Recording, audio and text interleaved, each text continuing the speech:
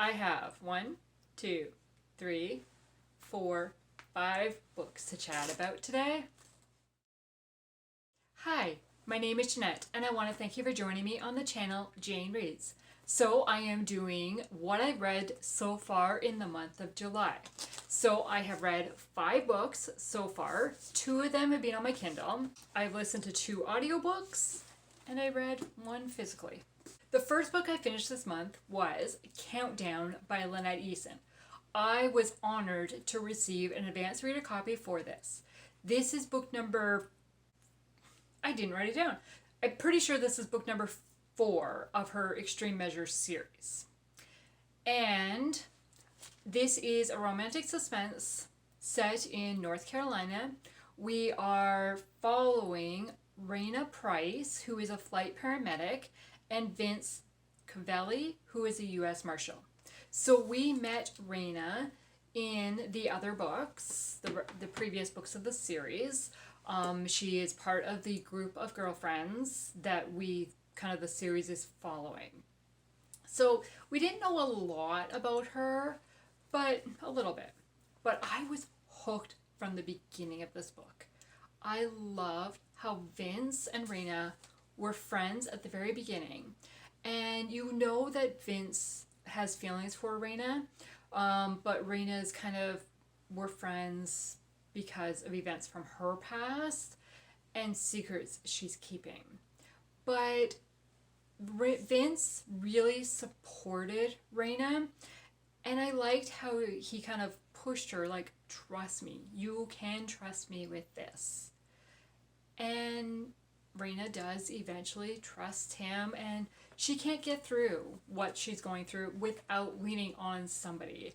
And I was glad that she decided to trust Vince and tell him her story and kind of what was going on now.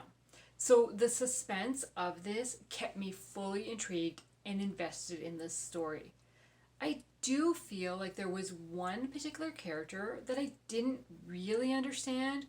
Their role is explained near the very end, but even then I was left questioning some of their actions. I was like, why was this even included? Like, I didn't get it.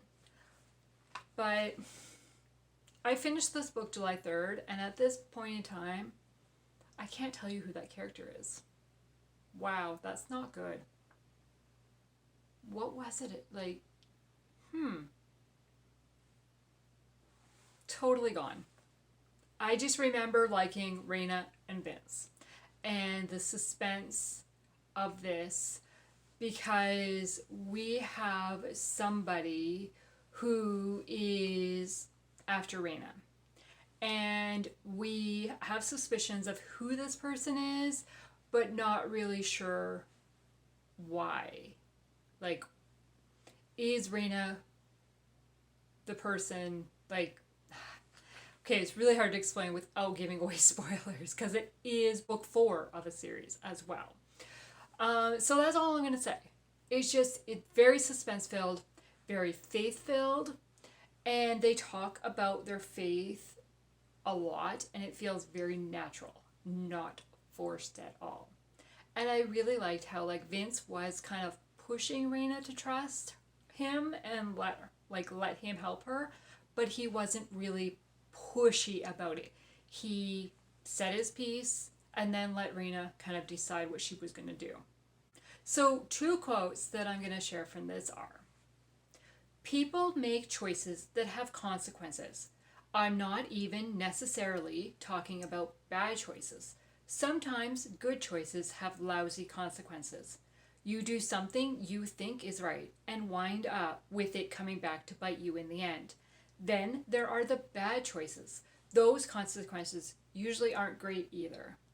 Okay, the second quote is: we just have to trust that God is still in control, even when it looks like he isn't, and we don't understand why he does or doesn't do something. So I gave this one 4 stars. I really enjoyed it. It's a nice wrap to the series, because now, like, kind of we have high hopes for what the future holds for all of the characters. And I'm thankful for Revel and NetGalley for giving me an advanced reader copy. I will be looking to get an actual physical copy to put on my shelves.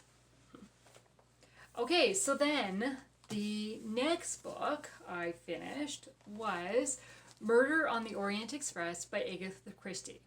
I listened to this as an audiobook, and I was probably, I don't know, maybe 30% into it on my own. And then me and my husband went away for a weekend to go visit some family, and we had a long drive ahead of us, or on our way there and on our way back. And so then I was like, let's see if he'll listen to this with me. So I put it on in the car and listened to it, and he dealt with it. He didn't like say, hey, turn it off. So we did not end up finishing it in the car though. And he hasn't asked me what happened. So I guess it was there for him and he doesn't really care. But so it was interesting to listen to. And I would have never got some of the characters' names if I had read them. I mean, I'm still, even though I heard the characters' names, I'm still like, how did they say that? And I have seen the movie of this, but it was quite a few years ago. I had no idea. Like, I did not really remember kind of who the killer is, right? Because, so, Hercule, Mr. Poirot, you know, Agatha Christie's main detective, one of them anyways, is on a train. Murder happens, and so he starts investigating who did it, who's responsible for it. So each chapter, they're interviewing each member that was on the train and going through like, okay, what's their account of the events, and then their account of the events, and then their account of the events. And so then it's kind of, you're trying to put all the pieces together. It was very repetitive that way in some stuff, because it was like, we just heard this from this guy's point of view, but now like, right? So a lot of things did repeat, but I could not figure it out. Could not figure it out. And now I know, because I got to the end, I know why I couldn't figure it out.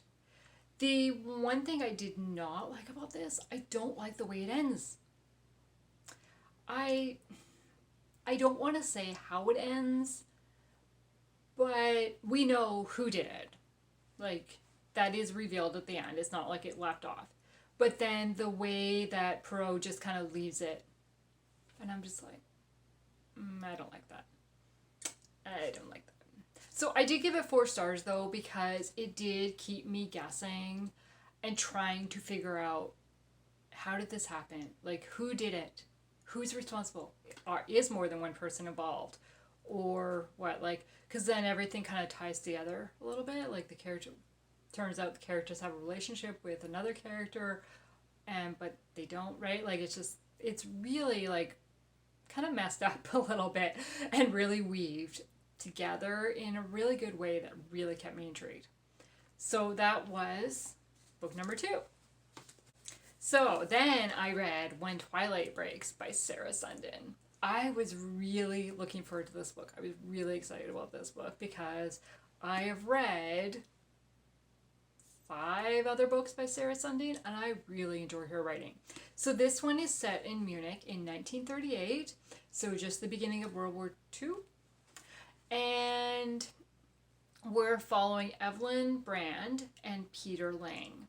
So Evelyn is an American foreign correspondent working in Munich, and she's working for the ANS, which is the American Newspaper Society, and she is to report on events, and said it gets transmitted back home for the American people to know what's going over in Germany. But Evelyn is a female, which is very rare at this time over there, like to have a female journalist, correspondent, doing that. And she really has to push against some of her coworkers and really kind of try to get her stories through and not be, her articles not be rewritten by some of her, like kind of her superiors. And then Peter Lang is a teacher, and he's an American graduate student teaching in German university. It doesn't actually say where, but it's in German. And he's working on his master's PhD through Harvard by taking this assignment, and it's part of his thesis that he's working on. And as part of that, Evelyn and Peter end up meeting through a news story, and she starts interviewing a lot of Peter's students, so they kind of get to know each other. And Peter is really wants to get to know Evelyn, but Evelyn has had very bad relationships in the past with men, and especially having problems with her career. And so she's like, yeah, maybe 1 or 2 days, but that's it. And then as events start unfolding in Germany and stuff, things get a lot more challenging for Evelyn and the people of the country. And so I was really intrigued. I really liked the characters of Evelyn and Peter. And Peter comes across as kind of the nerdy type. He wears glasses, and they say he can't see when doesn't have his glasses on. And he's kind of you don't know where he stands with the whole American, German kind of, right? He's trying to play both sides. And as a reader, you know which side, it comes out on, right? But as it's progressing, you're not really sure who he can trust, or is he trusting the wrong people? And as events unfold, it starts becoming, are they going to make it back? Are they going to make it back? Now, because this book was written before Until Leaves Fall in Paris and The Sound of Light. And so it's not marketed, their 3 books are not marketed as a sequel at all. They are all standalone books. But each book has characters from the other books in them. So because I read the other 2 books, I knew what happened with them because of the other 2 books.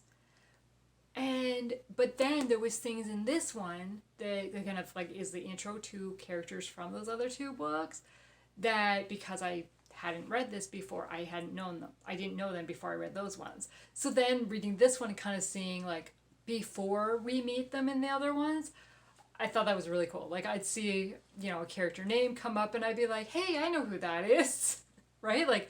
That was really cool to me. What I struggled with this book, which I struggle with all kind of Germany, European set books that are not set in an English-speaking country, is there are words of that other language. So a foreign language to me. And I'm like, wait, do I know what that said? They do kind of, it's said, right? But then there's repeated in English, but not exactly, right? And I'm kind of okay, did I understand that part? So, but that's just, I think that's really just me because I don't know foreign languages very well. But I think, and I struggle with that, but it is pretty clear that you know what's going on. I really enjoyed watching the friendship develop between these characters into a possibility of something more. And the way it ended, I was like, yay, I like it. So the quote that I took from this book is, "Don't you know that God makes us strong? He didn't create us to be completely independent, but interdependent. That's why he gave us families. That's why he gave us friends. That's why he gave us himself." So we didn't have to do everything alone. We can depend on other people and him. And yeah. So this is another Sarah Sundin book that I am adding to my shelves. I did only give it 4 stars, but that's because of the language thing for me. And I struggled with understanding a little bit of what was going on at the time. But that's me and foreign country books. Okay, so after reading that one, I picked up The Inn at Walker Beach by Lindsay Harrell. This is book 1 of the Barefoot Sisterhood. I read this one on my Kindle. It is the only book that is out in this series.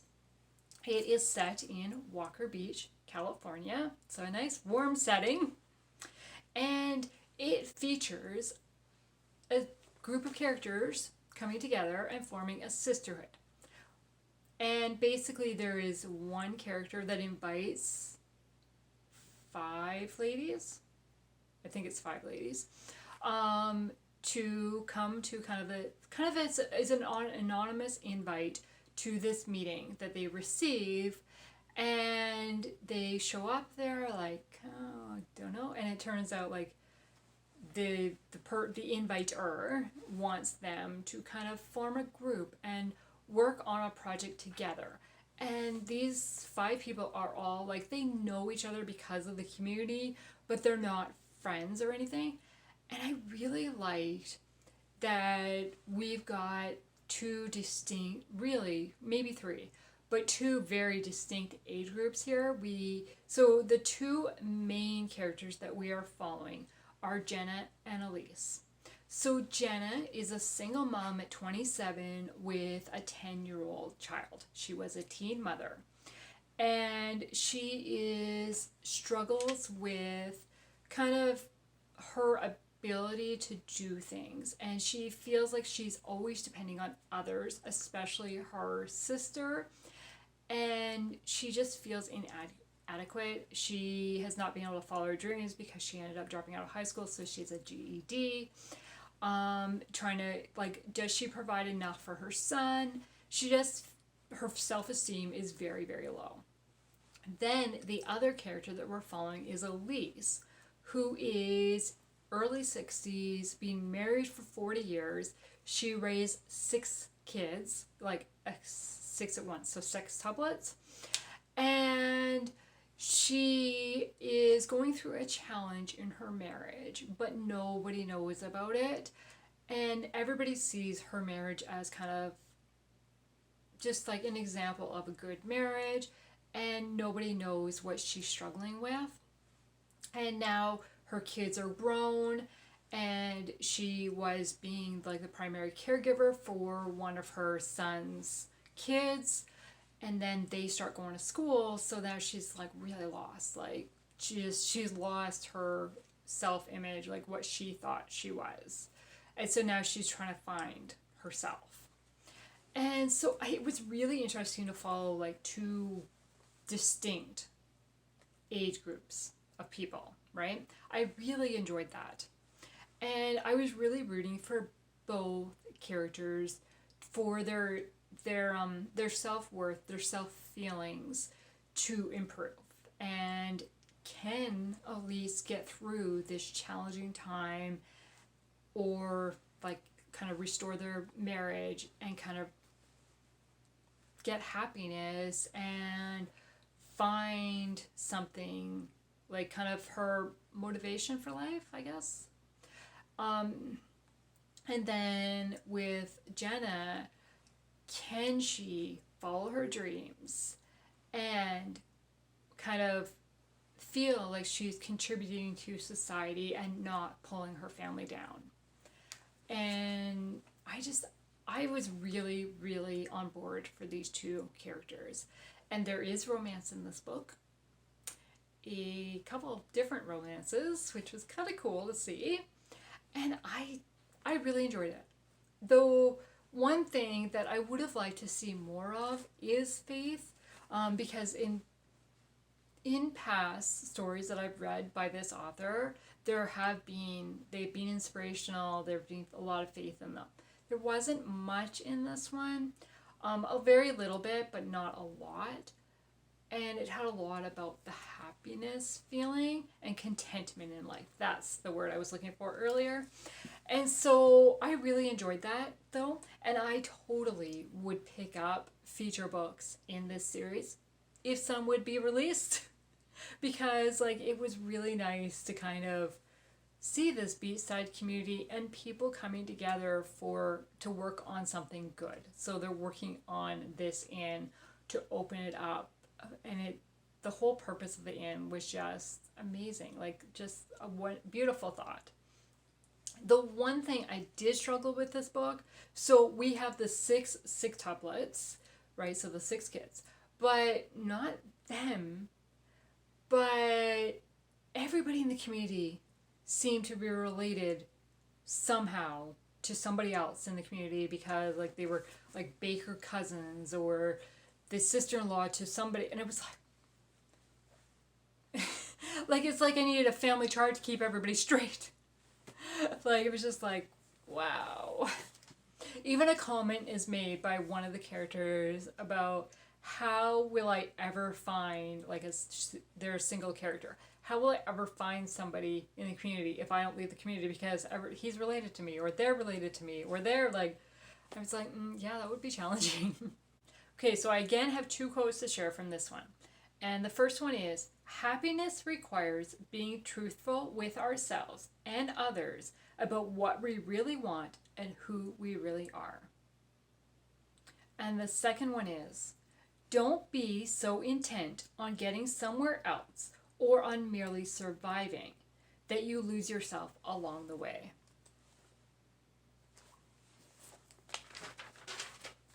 Okay, so then the last book was Southern Storm by Terri Blackstock. I listened to this one on audiobook, so it is book 2 of the Cave Refuge series. This is a double bind up again. And so in this one, we are following Police Chief Matthew Cade and Blair Owens are kind of the main characters in it. Then there's also Morgan Cleary, who is Blair's sister, her husband Jonathan, their foster daughter Sadie, and other members of Hanover House. So a bunch of characters that we've met in book 1. So this book opens with Police Chief Cade reporting, trying to, like, on his way to a scene, and he hits somebody with his car, and it was like, and like this person just stumbled out in front of him out of nowhere, and with the weather, right? And then as he's investigating where this guy came from, who this guy is, Cade disappears. So then it's like, well, what happened? Like, what? So then as events start unfolding a bit, did Cade really disappear, or has he just run off? And so it's kind of the police and the community members, because of other events that have happened, there's a very divided opinion about what's going on. But Blair is like, no, something has happened to him, and we need to investigate what's happening to him. Now, Blair is just the town librarian at the time. So, I mean, she doesn't work for the police or anything like that, right? But she is like, no, we need to investigate. Something's happened to him. And she's pretty sure where he is. So she starts stalking this house to try to figure this out and try to figure out what's happening and going on. And everybody's like, no, like, right? So it's a very divided opinion. Meanwhile, we've got other events happening with the, like, Morgan and Jonathan and, like, their foster daughter Sadie and kind of the tenants of Hanover House. So there's a few different things really happening, and it's kind of like, why did this person show up? How does this connect? Like, will this connect to, like, there's got to be a reason that it's all included in the story, right? So I'm like, okay, so is this one going to be connected to this, and then Blair will find? And so meanwhile, we know as readers, we know what has happened to Cade because there are scenes from Cade's point of view. And I'm like, okay. So because we know what's happened to Cade, it's like, can Blair figure it out? Can Blair find him and answer the questions for everybody else? And I was very invested in this one. I was much more invested in this one than I was in book 1. I don't know. I don't know if it was because I already knew the characters from book 1, or did this one was it just written better that it kept me more intrigued? I just liked the storyline better than I did the first one. I don't know. But I loved it. I really enjoyed following this one and trying to piece together. So we because part of it's told from Kay's point of view, we know who one of the people are that are involved with his disappearance. No idea who the other person is. And we know there's somebody else, right? But it's like, okay, can we figure it out? So I was really, okay, I think it's this person. Oh, don't go to them because I think they're involved. And right, like I'm just, So yeah, I was happy to say I was right. Don't trust them. So yes, I really enjoyed this book. So I would, even if you don't read book 1, I think you could read book 2 by themselves. I really think you could. Like, yes, you're following characters you met in book 1, and you kind of get to know a lot of their background stories, especially Sadie's background story. Well, Morgan and Blair's too, I guess, really, in book 1. But I really think you could read book 2 by their own. Like, I think enough is answered that you wouldn't be that lost about it. And so I am really intrigued to pick up book 3 because book 2 ends with possible life situations changing, and kind of Blair was a librarian. What's going to happen? Because now she like kind of didn't care about her job while she was trying to figure all this out, right? So now kind of what's the next step for her? What's going to happen with, like, I'm really intrigued. So I am picking up River's Edge, which is book 3. I will be starting that one probably tomorrow because, yeah. So that is what I've read so far this month. So this month has definitely started out better than last month ended because all my reads were 4 stars. I'm good with that. They don't have to be 5 stars. As long as they're 4s, I'm happy. And I am currently reading High as the Heavens by Kate Breslin right now, but I am doing a reading vlog on that, and I don't know, I think I'm about 20% and maybe 30% into the book. So hopefully that will be the next video that comes up after this one. Maybe. I don't know. We'll see. Depends how long it takes me to read that, right? So I was feeling a little bit behind because it took me a while to get through When Twilight Breaks. But I think that's because my husband was on vacation the first week of July. So kind of my normal schedule was really thrown off because he wasn't going to bed when he normally goes to bed. Because he normally goes to bed kind of early because he works really early in the morning. And so I didn't have my evenings that I normally have before I go to bed. But we are back to normal routine now. So I can read at night again for a little while before I go to bed. So, yeah. Okay, so that is my mid-month wrap-up so far, and kind of a check-in, little chatty video. And I want to thank you for taking the time to watch this video today, and I hope you have a good day. Bye.